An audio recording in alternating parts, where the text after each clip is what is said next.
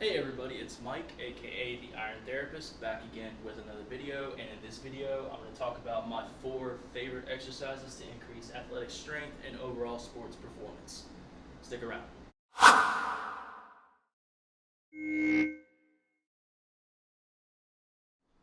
Alright, so the first exercise we're going to go over is the Zercher squat.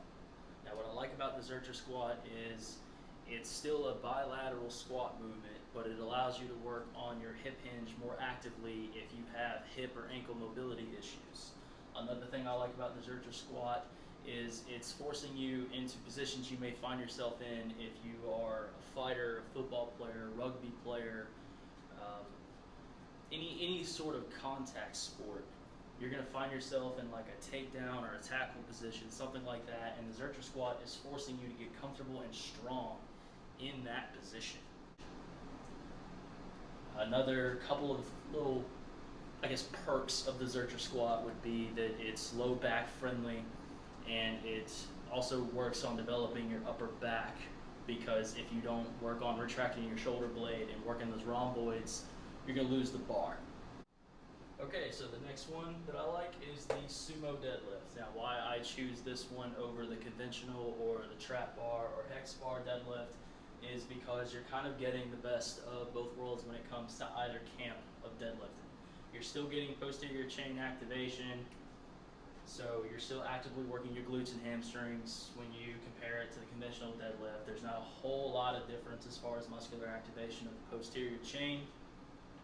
You're getting a little bit of leg drive, so your quads are contributing a little bit, so you're getting some of that lateral force production, but not as much as if you were trying to do a trap bar, hex bar deadlift. I want athletes to be able to use leg drive and use posterior chain activation. Why not choose an exercise that gives you the best of both worlds? The last added benefit of the sumo deadlift compared to other deadlift variations is you're actively working on your hip mobility to get into that bottom position. So if you're experiencing low back pain from the sumo deadlift, there's probably a hip mobility issue that should be addressed. All right, so our third exercise is the glute bridge floor press. Now, of course, there are many variations of the floor press, but I prefer the glute bridge variation for a couple reasons.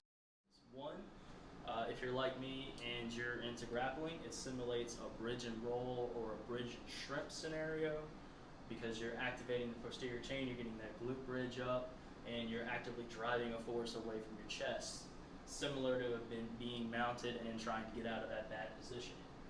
Another thing I like about it is it's a little bit more joint friendly when you're using dumbbells or kettlebells compared to the bar, so it's a little bit easier on the wrists, a little bit easier on the shoulders.